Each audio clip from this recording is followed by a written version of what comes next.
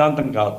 Socio economic conditions వల్ల ప్రజలు తీవ్రమైనటువంటి అసంతృప్తికి గురైనప్పుడు వాళ్ళను పక్కమార్గం పట్టించడానికి అవకాశం ఏర్పడుతుంది. అందుకోసం వాళ్ళు ఏ సోషియో ఎకనామిక్ కండిషన్స్లో బయలుదేరారు అనేది పరిగణించి ఆ సోషియో ఎకనామిక్ కండిషన్స్ కనుక నివారించగలిగితే ఇటువంటి హింసాత్మక ఘటనలు పర్మనెంట్గా ఉండవు. లేదు అంటే తాత్కాలికంగా విజయం సాధిస్తుంది. ఆ తర్వాత ఇదే పద్ధతి కొనసాగుతా అనుకోండి, మళ్ళీ ఇంకెవడో ఏదో పేరుతో మళ్ళీ ఈ హింస మొదలయ్యేటువంటి అవకాశం ఉంది.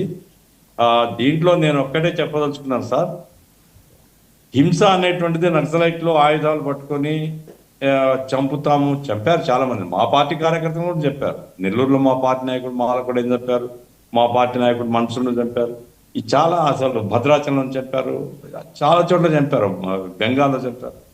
పాయింట్ ఏమిటంటే హింస దారి పట్టడం కరెక్ట్ కాదని మనం చెప్తున్నాం. వారిని అణచివేయడానికి మనం కూడా హింస చేయకూడదు. మనం చట్ట ప్రకారంగా చట్టం ఏముందో అది చేయాలి. ఇప్పుడు పట్టుకొని పోయి కాల్ చంపడాలు జరుగుతున్నాయి అనేటువంటిది, ఈవెన్ హిడ్మా కూడా దొరికితే చంపేశారని అంటున్నారు. నాకేమీ ఫ్యాక్ట్స్ తెలియవు. అంటున్నది ఏమంటే వాళ్ళకి సానుభూతి పరులు, అట్లాగే పౌర హక్కుల వాళ్ళు హిడ్మా దొరికితే ఆయన చనిపోవడంతో పాటుగా మహిళలు కూడా ఒకరిద్దరు మహిళలు, ఆయన భార్య చనిపోయింది, ఇతరులు చనిపోయినారు. ఇంతకుముందు